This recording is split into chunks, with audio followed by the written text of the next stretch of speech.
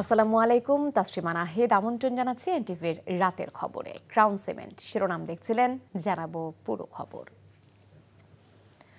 ভারতের রাজধানী নয়াদিল্লি ও কলকাতায় আওয়ামী লীগের রাজনৈতিক অফিসগুলো দ্রুত বন্ধের আহ্বান জানিয়েছে পররাষ্ট্র মন্ত্রণালয়। আজ এক বিবৃতিতে দিল্লির প্রতি এই আহ্বান জানিয়েছে ঢাকা। কার্যক্রম নিষিদ্ধ রাজনৈতিক দলের নেতাকর্মীদের এ ধরনের কার্যকলাপ বাংলাদেশের জনগণ ও রাষ্ট্রের প্রতি স্পষ্ট অবমাননা বলে উল্লেখ করা হয় বিবৃতিতে। আরও জানাচ্ছেন হাসান মাহমুদ। গত বছরের 5 আগস্ট ছাত্র জনতার গণ অভ্যুত্থানের পর স্বৈরাচার শেখ হাসিনা দেশ ছেড়ে পালিয়ে গেলে অনেকটাই কোণঠাসা হয়ে পড়ে আওয়ামী লীগের দলীয় নেতাকর্মীরা এবং দলটির কার্যক্রম।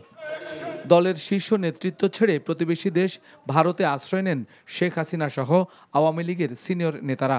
দেশে কার্যত বন্ধ হয়ে যায় আওয়ামী লীগের কর্মকাণ্ড।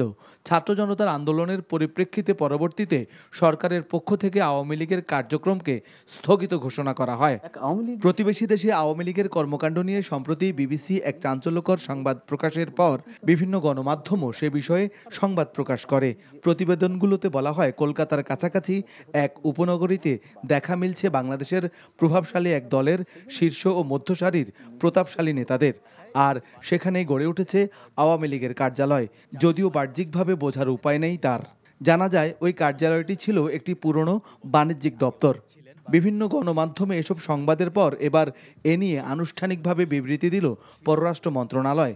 বিবৃতিতে বলা হয়, বাংলাদেশের স্বার্থবিরোধী যে কোনো রাজনৈতিক কর্মকাণ্ড ভারতের মাটিতে বৈধ বা অবৈধভাবে অবস্থানরত নিষিদ্ধ রাজনৈতিক দলের পলাতক নেতাকর্মীদের মাধ্যমে দলীয় কার্যালয় প্রতিষ্ঠা সহ অন্যান্য কার্যক্রম বাংলাদেশের জনগণ ও রাষ্ট্রের প্রতি স্পষ্ট অবমাননা।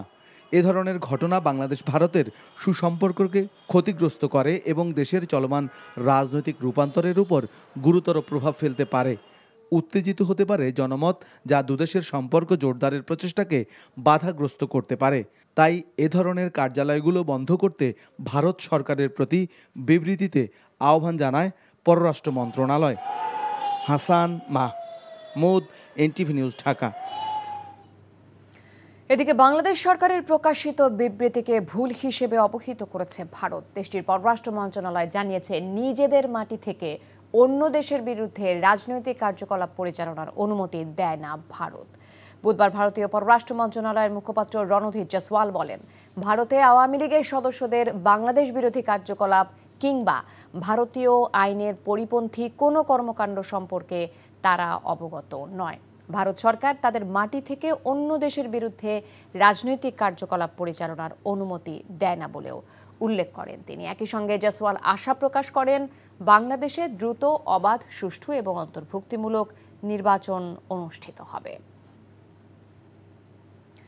ভারতে পালিয়ে থাকা আওয়ামী লীগের শীর্ষ নেতারা কলকাতার নিউ টাউনে গড়ে তুলেছেন নতুন এক জীবনযাত্রা। এক প্রতিবেদনে এমন তথ্য জানিয়েছে ভারতীয় সংবাদ মাধ্যম দ্য প্রিন্ট। সংবাদ মাধ্যমটিকে স্বৈরাচার সরকারের সাবেক তথ্য ও সম্প্রচার প্রতিমন্ত্রী মোহাম্মদ এ আরাফাত জানান, বাংলাদেশে রাজনৈতিক কর্মসূচির নানা পরিকল্পনা করছেন তিনি। দেশ জুড়ে থাকা আওয়ামী লীগের তৃণমূল নেতাকর্মীদের পাশাপাশি নির্বাসিত সিনিয়র নেতাদের সাথে প্রতিদিন যোগাযোগ রাখার দাবি করেন আরাফাত। নিউ টাউনে স্ত্রী এবং কন্যাকে নিয়ে থাকেন সাবেক স্বরাষ্ট্রমন্ত্রী আসাদুজ্জামান খান কামাল। তিনি দলের বৈঠক ও ভারতীয় প্রভাবশালী মহলের সঙ্গে যোগাযোগের জন্য নিয়মিত দিল্লি যাতায়াত করেন বলে জানিয়েছে দ্য প্রিন্ট। নিউ টাউনে থাকা এক তরুণ সাবেক এমপি দিল্লিতে গিয়ে নিজের টাক মাথায় চুল প্রতিস্থাপন করিয়েছেন বলেও প্রতিবেদনে উল্লেখ করে ভারতীয় গণমাধ্যমটি। শেষ দিনে উৎসবমুখর পরিবেশে ঢাকা বিশ্ববিদ্যালয়ে কেন্দ্রীয় ছাত্র সংসদ, ডাকসু ও হল সংসদের মনোনয়নপত্র জমা দিয়েছেন শিক্ষার্থীরা।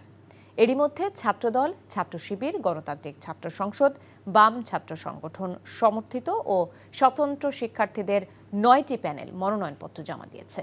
সুষ্ঠু নির্বাচন আয়োজনের আশ্বাস দিয়েছে বিশ্ববিদ্যালয় প্রশাসন।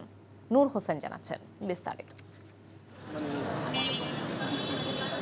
ঢাকা বিশ্ববিদ্যালয় কেন্দ্রীয় ছাত্র সংসদ, ডাকসু ও হল সংসদ নির্বাচনের মনোনয়নপত্র জমা দেওয়ার শেষ দিনে উৎসবের আমেজ তৈরি হয় বিশ্ববিদ্যালয় ক্যাম্পাসে। দীর্ঘ অপেক্ষার পর ডাকসু 18টি হল সংসদে পূর্ণাঙ্গ প্যানেল ঘোষণা করে ছাত্রদল। ডাকসুর সহসভাপতি হিসাবে ছাত্রদল মোহাম্মদ আবিদুল ইসলাম খানকে মনোনীত করেছে। ডাকসুর মধ্য দিয়ে গণতন্ত্রের পথকে সুসংহত করার কথা জানান ছাত্রদলের প্রার্থীরা। বিনিময় অপরাজয় বাংলার পাদদেশে দাঁড়িয়ে একটি গণতান্ত্রিক বাংলাদেশ বিনির্মাণের সূচনা শুরু হয়েছে। ঢাকা বিশ্ববিদ্যালয়ের সার্বিক পরিস্থিতি উন্নতির জন্য শিক্ষার্থীরা তাদের 5টি মৌলিক অধিকার যেন এই শিক্ষা জীবনে স্বাচ্ছন্দ্য উপভোগ করতে পারে সেটি নিশ্চিত করব। বেশিরভাগ বিরোধী আন্দোলনে শিক্ষার্থীদের পাশে ছিল, শিক্ষার্থীদের অধিকার আদায়ের সংগ্রামে লিপ্ত ছিল, তাদেরকে শিক্ষার্থীরা ভোট দেবে। পরে কেন্দ্রীয় নেতাদের নিয়ে চিফ রিটার্নিং কর্মকর্তার কার্যালয়ে মনোনয়নপত্র জমা দেন ছাত্রদল সমর্থিত প্যানেলের প্রার্থীরা। এদিকে আনন্দমুখর পরিবেশে পূর্ণাঙ্গ প্যানেলে মনোনয়নপত্র জমা দিয়েছেন গণতান্ত্রিক ছাত্র সংসদ, ইসলামী ছাত্র আন্দোলন, বাম সংগঠনগুলোর একাধিক প্যানেল। ক্যাম্পাসের শিক্ষার্থীদের যে গণতান্ত্রিক আশা আকাঙ্ক্ষা, তাদের যে আবাসনের, শিক্ষার, স্বাস্থ্যের সংকট, তার বিরুদ্ধে যে লড়াই, সেই লড়াইয়ে আমাদের অগ্রণী ভূমিকা আমাদেরকে আগামী 9 সেপ্টেম্বর বিজয়ী করে তুলবে। এই ক্যাম্পাসে নতুন করে ছাত্রলীগের মতো কেউ ফিরে আসতে পারবে না। অভ্যুত্থান পরবর্তী সময়েও কেউ নতুন করে ছাত্রলীগ হয়ে উঠতে চাইলে আমরা তাদেরকে আবারও বাধা দিব। কোনোভাবেই তাদেরকে এই ক্যাম্পাসকে আবার ছাত্রলীগীয় কায়দার ক্যাম্পাস আমরা করতে দিব না। নির্বাচনে স্বতন্ত্রভাবে প্রার্থী হচ্ছেন শতাধিক শিক্ষার্থী। ঢাকা বিশ্ববিদ্যালয়কে একটা একাডেমিক্স বা এখানকার যে একাডেমিয়া, সেটার অ্যারাউন্ড আসলে ঢাকা বিশ্ববিদ্যালয়কে রিভলভ করতে হবে। রাজনীতির বাহিরে যে আসলে শিক্ষার্থীদের নিয়ে ভাবনা বা শিক্ষার্থীদেরকে নিয়ে কাজ করার যে জায়গা, সেই জায়গাগুলো আসলে আমরা অনেকাংশেই দেখি না। এবারে ডাকসু নির্বাচনে 28 পদে 5 শতাধিক শিক্ষার্থী প্রতিদ্বন্দ্বিতা করছেন। সুষ্ঠু পরিবেশ নিশ্চিতের আশ্বাস চিফ রিটার্নিং কর্মকর্তার। কেউ যদি আচরণবিধি লঙ্ঘন করেন এবং সেটা যদি অভিযোগ আকারে আসে, অবশ্যই আমরা সেটা খুব গুরুত্ব দিয়ে দেখব। এছাড়া 18টি হল সংসদে 1000-এর বেশি শিক্ষার্থী মনোনয়নপত্র জমা দিয়েছেন। Nur Hossain, NTV news, Dhaka. PR পদ্ধতি সম্পর্কে জনগণকে স্বচ্ছভাবে না জানিয়ে এই পদ্ধতি চাপিয়ে দেবার চেষ্টা করা হচ্ছে বলে মন্তব্য করেছেন বিএনপি স্থায়ী কমিটির সদস্য নজরুল ইসলাম খান। বলেন, পিআর পদ্ধতি চালু করতে হলে সংবিধান সংশোধন করতে হবে, আর সংবিধান পরিবর্তন হতে হলে প্রয়োজন সংসদীয় ব্যবস্থা। রাজধানীর নয়াপল্টনে দলের কেন্দ্রীয় কার্যালয়ে ব্রিফিংয়ে এসব কথা বলেন তিনি। ইফতেখার রেজার রিপোর্ট। বিএনপির ৪৭তম প্রতিষ্ঠাবার্ষিকী উপলক্ষে উদযাপন কমিটির সভা অনুষ্ঠিত হয়। পরে ব্রিফিংয়ে ৩১ আগস্ট থেকে ৫ সেপ্টেম্বর পর্যন্ত প্রতিষ্ঠাবার্ষিকীর নানা কর্মসূচি ঘোষণা করা হয়। ১ সেপ্টেম্বর ভোরে বিএনপির কেন্দ্রীয় এবং সারা দেশের সকল কার্যালয়ে দলীয় পতাকা উত্তোলন হবে। বিএনপির প্রতিষ্ঠাতা মহান স্বাধীনতার ঘোষক শহীদ রাষ্ট্রপতি জিয়াউর রহমান বীরোত্তমের মাজার জিয়ারত করবেন। দেশের সকল মহানগর এবং জেলায় আলোচনা সভা এবং বর্ণাঢ্য র্যালি অনুষ্ঠিত হবে। ২রা সেপ্টেম্বর বিএনপি কেন্দ্রীয় কার্যালয়ের সামনে থেকে বর্ণাঢ্য র্যালি বের করা হবে। ৪ঠা সেপ্টেম্বর আমাদের সকল মহানগর, জেলা, উপজেলায় বৃক্ষরোপণ, মৎস্য অবমুক্তকরণ, ফ্রি মেডিকেল ক্যাম্প, ক্রীড়া অনুষ্ঠান ইত্যাদির আয়োজন করা হবে। প্রশ্নের জবাবে নজরুল ইসলাম খান বলেন, পিআর পদ্ধতিতে নানা অস্বচ্ছ দিক রয়েছে, তবে নির্বাচনের আগ পর্যন্ত প্রয়োজনে বিভিন্ন বিষয় নিয়ে রাজনৈতিক দলগুলোর সঙ্গে বারবার আলোচনা হতে পারে। পিআরও এরকম একটা কনসেপ্ট, এটা একটা ধারণা, কাজেই ধারণার উপর তো জনমতের সৃষ্টি করার কোনো সুযোগ নাই। অথচ জনগণের উপর আমরা চাপিয়ে দিতে চাচ্ছি একটা নতুন পদ্ধতি, যে সম্পর্কে তাদের কোনো ধারণা দেওয়া হচ্ছে না। বিএনপির সিনিয়র যুগ্ম মহাসচিব রুহুল কবির রিজভী বলেন, অবাধ সুষ্ঠু নির্বাচনের পরিবেশ এখনো সৃষ্টি হয়নি। আমাদের এখনো কাজ শেষ হয়ে যায়নি, গণতন্ত্র এখনো পুনরুদ্ধার হয়নি। দেশে গণতন্ত্র প্রতিষ্ঠায় আরও বিপদসংকুল পথ অতিক্রম করতে হবে বলেও মন্তব্য করেন তিনি। Iftekhar Reza, NTV news, Dhaka. রাজনৈতিক দলগুলোর ঐক্যমত না থাকায় জাতীয় নির্বাচনের আগে স্থানীয় সরকার নির্বাচন সম্ভব নয় বলে মন্তব্য করেছেন স্থানীয় সরকার উপদেষ্টা আসিফ মাহমুদ। বিকেলে রংপুর বেগম রোকেয়া বিশ্ববিদ্যালয়ের সামনে জুলাই বিপ্লবের প্রথম শহীদ আবু সাইদের স্মৃতিস্তম্ভে শ্রদ্ধা নিবেদন শেষে কথা বলেন তিনি। আসিফ মাহমুদ বলেন, জনগণের ভোগান্তি বিবেচনায় নির্বাচিত প্রতিনিধিদের প্রত্যাহার করা সম্ভব হয়নি। ফেব্রুয়ারিতে নির্বাচন আয়োজনে সরকারের প্রস্তুতি চলছে বলেও জানান তিনি। এর আগে রংপুর স্টেডিয়ামে জুলাই ৩৬ গোল্ড কাপ ফুটবল টুর্নামেন্টের সমাপনী অনুষ্ঠানে প্রধান অতিথির বক্তব্য দেন আসিফ মাহমুদ।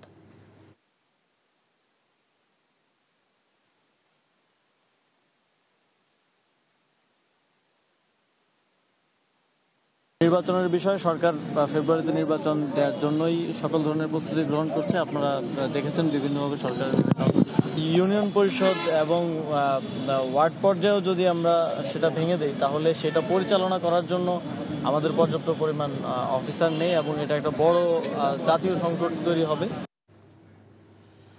আগামী 10 সেপ্টেম্বর সারা দেশে ভোট কেন্দ্রের খসড়া তালিকা প্রকাশ করবে নির্বাচন কমিশন। পরবর্তীতে 20 অক্টোবর পর্যন্ত এ নিয়ে আপত্তি, শুনানি ও নিষ্পত্তি হবে। আজ জেলা নির্বাচন কর্মকর্তাদের পাঠানো এক চিঠি থেকে এসব তথ্য দেওয়া হয়।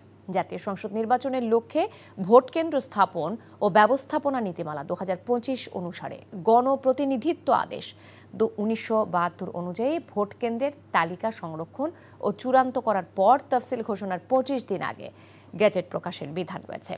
এদিকে প্রবাসীদের কারো পাসপোর্ট না থাকলেও ভোটার করতে পারবে নির্বাচন কমিশন।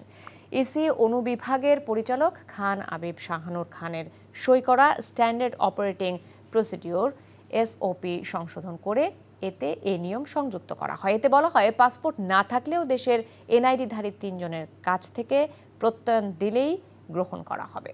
এদিকে 9 দফা দাবি নিয়ে প্রধান নির্বাচন কমিশনারের সঙ্গে বৈঠক করেছে আমার বাংলাদেশ পার্টি। নিজেই পোস্টার ছাপানোর দায়িত্ব নিতে পারে কিনা, যারা যারা প্রার্থী আছে সবার ছবি দিয়ে মার্কা দিয়ে যে এই পোস্টার ওনারা ছাপাবেন এবং গুরুত্বপূর্ণ কিছু কিছু জায়গায় ওনারা লাগাবেন। ব্যাপক হারে পোস্টারিং প্রতিযোগিতা, যত্রতত্র ব্যানার পরিবেশের জন্য ক্ষতি হবে না এবং এই আনহোলি কম্পিটিশনটা প্রার্থীদের অর্থনৈতিক ব্যয়ের জায়গায় কিছুটা হলেও তাদেরকে নিয়ন্ত্রিত রাখবে।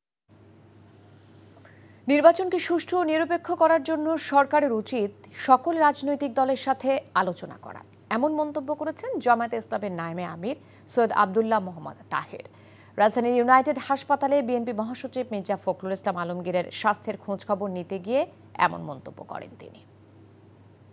বৃহৎ রাজনৈতিক দলগুলো মিলে আগামী নির্বাচনটা কিভাবে ফেয়ার হবে, সুষ্ঠু হবে, উৎসবমুখর হবে এবং সেক্ষেত্রে কি কি প্রতিবন্ধকতা হতে পারে এটা আলাপ আলোচনা করেই আমরা মনে করি যে একটা জায়গায় আমাদের পৌঁছা উচিত এবং সেক্ষেত্রে আমি এটা বিশ্বাস করি যে সকল মেজর স্টেকস এই ব্যাপারে একমত হবে এবং আমরা একটা খুব ভালো পরিবেশে নির্বাচন করতে পারি।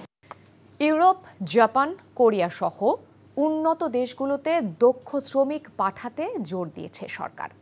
এর অংশ হিসেবে জাপানে 5 বছরে 1 লক্ষ দক্ষ শ্রমিক পাঠানোর লক্ষ্যমাত্রা ঠিক করা হয়েছে বলে জানিয়েছেন প্রবাসী কল্যাণ উপদেষ্টা ডক্টর আসিফ নজরুল। বিকেলে রাজধানীতে প্রবাসী কল্যাণ ভবনে গত 1 বছরে মন্ত্রণালয়ের কার্যক্রমে এক ব্রিফিংয়ে তিনি একথা জানান। এছাড়া মালয়েশিয়া সরকার বাংলাদেশকে গ্র্যাজুয়েট প্লাস সহায়তা দেবার আশ্বাস দিয়েছে বলেও জানান তিনি। বলেন, মালয়েশিয়াতে যারা যেতে পারেননি তার মধ্য থেকে 8,000 শ্রমিক তারা নিচ্ছেন। মালয়েশিয়ায় শ্রমিক পাঠানোর ক্ষেত্রে সব রিক্রুটিং এজেন্সিকে সমানভাবে সুযোগ দেবার অনুরোধ করা হয়েছে বলেও জানান তিনি। এছাড়া সৌদি আরব, জর্ডান, ওমানে অনিয়মিত নারী শ্রমিকদের নিয়মিত করতে সেদেশের সরকারের সাথে আলোচনা হয়েছে। আগামী 2-3 বছরের মধ্যে বিদেশে শ্রমবাজারে উল্লেখযোগ্য পরিবর্তন আসবে বলেও প্রত্যাশা ব্যক্ত করেছেন। আমাদের মূল লক্ষ্য হচ্ছে কি, আমরা শুধু মিডল ইস্ট আর মালয়েশিয়াতে সীমাবদ্ধ থাকবো না। আমরা আমাদের চোখটা একটু অন্যদিকে ফিরিয়েছি। আমরা ইউরোপ, মূলত ইস্ট ইউরোপ, ইটালি অবশ্যই আছে, আর হচ্ছে জাপান, কোরিয়ার দিকে চোখ ফিরিয়েছি। সব কাজ করতে পারবো না, অল্প সময়ের জন্য আসে, এইসব কাজ করা যায় না। ফাউন্ডেশনটা তৈরি করে দিয়ে যাচ্ছি। আমাদের নীতিমালাগুলো বা আমরা যে পদক্ষেপগুলো নিয়েছি এটা যদি কন্টিনিউশন থাকে, আগামী 2-3 বছরের মধ্যে আমাদের বিদেশের শ্রম বাজারের ক্ষেত্রে খুব উল্লেখযোগ্য এবং আশাব্যঞ্জক পরিবর্তন আসবে। হাতি সুরক্ষায় প্রাকৃতিক বন ফিরিয়ে আনা, হাতির করিডোর চিহ্নিত করার পাশাপাশি হাতি বন্দি করে তা প্রতিপালনের প্রবণতা ছাড়ার তাগিদ দিয়েছেন পরিবেশ উপদেষ্টা সৈয়দা রেজওয়ানা হাসান। রাজধানীর আগারগাঁওয়ে বিশ্ব হাতি দিবস উপলক্ষে বন অধিদপ্তর আয়োজিত অনুষ্ঠানে এমন নির্দেশনা দেন পরিবেশ উপদেষ্টা। এ সময় মানুষ ও হাতির মধ্যে সংঘর্ষ কমাতে জনগণকে সচেতন করা ও দায়িত্বশীল বিভাগ চালুর পরামর্শ দেন তিনি। এছাড়াও হাতি সংরক্ষণে হাতির করিডোর চিহ্নিত সহ প্রকৃত সংখ্যা ও ট্র্যাকিংয়ের কাজ করার জন্য বন অধিদপ্তরের প্রতি আহ্বান জানান। মানুষের সঙ্গে হাতির দ্বন্দ্ব বন্ধের ব্যাপারে জনসচেতনতামূলক উদ্যোগ গ্রহণের কথাও জানান রেজওয়ানা হাসান।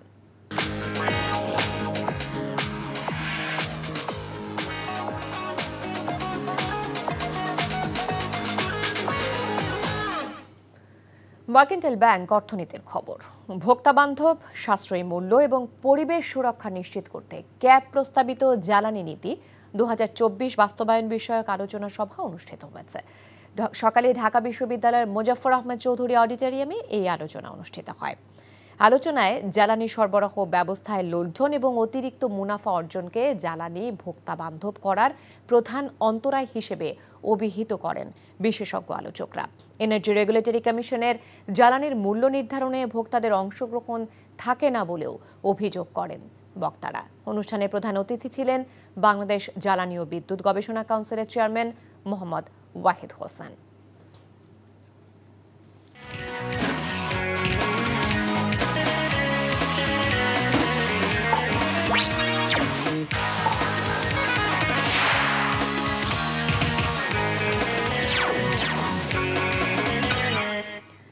স্পেনে প্রিমিয়ার লিগ খেলার খবর। ক্রিকেট আসন্ন বাংলাদেশ ক্রিকেট বোর্ড বিসিবি নির্বাচন না করার সিদ্ধান্ত নিয়েছে বর্ষিয়ান সংগঠক ও বর্তমান পরিচালক মাহবুবুল আনাম। সন্ধ্যায় এনটিভিকে তিনি বিষয়টি ফোনে নিশ্চিত করেছেন। বর্তমানে বোর্ডের গ্রাউন্ডস কমিটি ও বিপিএল গভর্নিং কাউন্সিলের প্রধান হিসেবে দায়িত্ব পালন করছেন তিনি। মোহামেডানের হয়ে ঘরোয়া ক্রিকেট খেলা মাহবুব 80-র দশকের সংগঠক হিসেবে পরিচিতি পান। 2001 সালে প্রথমবার ক্রিকেট বোর্ডের পরিচালনা পর্ষদে আসেন। সেই থেকে বোর্ডে নানা পদে দায়িত্ব পালন করছেন তিনি। কি কারণে তিনি সরে দাঁড়াচ্ছেন সেটি পরিষ্কার করেননি মাহবুব। তবে তার ব্যবসায়িক জীবনকে নিয়ে গত সপ্তাহ জুড়ে নানা সমালোচনা চলেছে সামাজিক যোগাযোগ মাধ্যমে। অক্টোবরে হবে দেশের ক্রিকেটের সর্বোচ্চ সংস্থার নির্বাচন। শুধু কথাতে কাজ হবে না, হতে হবে কথা ও কাজের মিল, তাহলেই এগুবে বাংলাদেশের ক্রিকেট। জাতীয় দলের ক্রিকেটারদের সঙ্গে বোর্ড কর্তাদের বৈঠক নিয়ে এমনটাই মন্তব্য করেছেন মুশফিকুর রহিম। অত্যাধুনিক সুযোগ সুবিধার অভাবেই দেশের ক্রিকেট পিছিয়ে পড়েছে বলেও জানান সাবেক অধিনায়ক। মমিনুর রিপন জানাচ্ছেন বিস্তারিত। মঙ্গলবার রাজধানীর 5 তারকা কয়েকটি হোটেলে ক্রিকেটারদের সঙ্গে শেয়ার অ্যান্ড কেয়ার নামে বৈঠক আয়োজন করেছিল বিসিবি। সেখানে ঘরোয়া ক্রিকেটে সুযোগ সুবিধা বাড়ানো, উন্নত মানের উইকেটের চাহিদা সহ নিজেদের সমস্যাগুলো বোর্ড কর্তাদের সামনে তুলে ধরেন লিটন মিরাজরা। এমন আয়োজনের প্রশংসা করলেও বাস্তবায়নে বিশ্বাসী জাতীয় দলের সাবেক অধিনায়ক মুশফিকুর রহিম। ইমপ্লিমেন্টটা যতদিন না হবে আসলে ততদিন এই বৈঠক বলেন বা ধরেন মিটিং বলে এগুলো আসলে ফ্রুটফুল হবে না। এবং আমরা তো ধরেন almost end of our career, but আমরা আশা করব যে এরকম একটা যেন আমরা যেন পরিবেশ গড়ে দিতে পারি নেক্সট জেনারেশনের জন্য, তারা যেন ফ্রিকুয়েন্টলি সব জায়গায় যেয়ে খেলতে পারে, ওরকম মাঠ করে যেয়ে দিতে পারে, ওরকম যেন প্র্যাকটিস ফ্যাসিলিটি যেন তাদেরকে করতে পারে। কারণ এখন ওয়ার্ল্ড ক্রিকেট যতদূর এগিয়ে গেছে আমরা বাংলাদেশ তাদের থেকে অনেক পিছিয়ে। তো এই দিক থেকে যদি আমরা সেই সাপোর্টটা দিতে পারি তাহলে ডেফিনেটলি আমার মনে হয় যে আরও এগিয়ে যাবে বাংলাদেশের ক্রিকেট। ফিজিক্যাল চ্যালেঞ্জ ক্রিকেটারদের দ্বিতীয় দিনের ট্রায়াল রঙিন হয়ে ওঠে দেশ সেরা এই ব্যাটারের উপস্থিতিতে। আন্তর্জাতিক টি20 থেকে বিদায় নিলেও আসন্ন এনসিএল এই ফরম্যাটে খেলতে চান মুশফিক। ন্যাশনাল লিগে ইনশাল্লাহ খেলার তো ইচ্ছা আছে, যদি কোনো টিম নেয় তাহলে খেলার ইচ্ছা আছে। ফিজিক্যালি এবং মেন্টালি সব দিক দিয়ে চেষ্টা করছি। ফিজিক্যালি চ্যালেঞ্জ ক্রিকেটারদের এগিয়ে নিতে সামর্থ্যবানদের সহযোগিতা করার আহ্বান মুশফিকের। Mominur Ripon, NTV news, Dhaka. Hockey সেরা 5-এ থাকার লক্ষ্য নিয়ে 8 দলের এশিয়া কাপ খেলতে ভারত যাচ্ছে বাংলাদেশ। বিশ্বকাপের বাছাই পর্বে খেলার সুযোগ হাতছাড়া করতে চায় না হকি ফেডারেশন। শেষ মুহূর্তে খেলার সুযোগ পাওয়ায় তেমন চাপ নেই বলে জানিয়েছেন অধিনায়ক রেজাউদ্দিন বাবু। রিপোর্ট কুশল ইয়াসেরের। ভারতের মাটিতে খেলতে আপত্তি জানানো পাকিস্তানের জায়গায় বাংলাদেশকে এশিয়া কাপ খেলার আমন্ত্রণ জানায় এশিয়ান হকি ফেডারেশন। সেই সুযোগ লুফে নিয়ে এবার বিশ্বকাপে খেলার ছক কষছে লাল সবুজরা। এশিয়া কাপে সেরা 5-এ থাকতে পারলেই বিশ্বকাপ বাছাইয়ে খেলার সুযোগ মিলবে। খুব কম সময়ে প্রস্তুতিতে মাঠের খেলাটা ঠিকঠাক খেলতে পারলে সফলতা পাওয়া সম্ভব বলছেন ফেডারেশন সাধারণ সম্পাদক। আমাদের টিম প্র্যাকটিস করতেছে। আজকে একটা বাংলাদেশ সেনাবাহিনীর সাথে আমরা একটা প্র্যাকটিস ম্যাচ রাখছিলাম। বাংলাদেশ সেনাবাহিনীর দলও ওরকম প্রস্তুত না, তবুও ওনারা আমাদের রিকোয়েস্ট রাখছে এবং আমাদের সাথে আজকে ওরা প্র্যাকটিস ম্যাচ খেলছে। প্র্যাকটিস ম্যাচে খেলার পরে আমাদের কিছু ইমপ্রুভমেন্ট করার অবশ্যই অবকাশ রয়েছে, যেটা আমরা চেষ্টা করব আগামী 2-3 দিনের মধ্যে করতে। সবশেষ AHF কাপ খেলা মিমো, কৌশিক, নাইম, মাহবুবরা নেই এবারের স্কোয়াডে। অনূর্ধ্ব 21 দলের খেলোয়াড়রা দীর্ঘদিনের অনুশীলনে থাকায় তাদের প্রাধান্য দেয়া হয়েছে। অধিনায়ক বলছেন চাপমুক্ত খেলতে চান তারা। বর্তমান টিমটা আপনার সিনিয়র এবং বেশ কয়েকটা জুনিয়র মিলে করা হয়েছে। তো সিনিয়ররা এক্সপিরিয়েন্সড এবং জুনিয়ররা যারা তারা ফিজিক্যালি আমাদের চেয়ে অনেক ফিট। তো যদি আমরা তাদের সঠিক গাইডলাইন দিতে পারি, আমাদের কোচ আছেন, তিনি যে প্ল্যান দিছে সেটা যদি আমরা এক্সিকিউট করতে পারি, ডেফিনেটলি ভালো কিছু হবে। 27 আগস্ট বিহারে শুরু হবে এশিয়ান হকির সর্বোচ্চ এই আসর। বাংলাদেশের গ্রুপে রয়েছে মালয়েশিয়া, দক্ষিণ কোরিয়া ও চাইনিজ তাইপে। কুশল ইয়াসির, NTV নিউজ, ঢাকা। এই ছিল রাতের খবরে। এই খবরের ভিডিও সহ আপডেট জানতে ভিজিট করুন NTV অনলাইন www.ntvbd.com। এছাড়াও NTV জনপ্রিয় সব অনুষ্ঠান ও খবরের আপডেট জানতে ভিজিট করুন আমাদের ইউটিউব ও ভেরিফাইড ফেসবুক পেজে। রাত 1টায় মধ্যরাতের খবর দেখার আমন্ত্রণ রইল। ধন্যবাদ সবাইকে।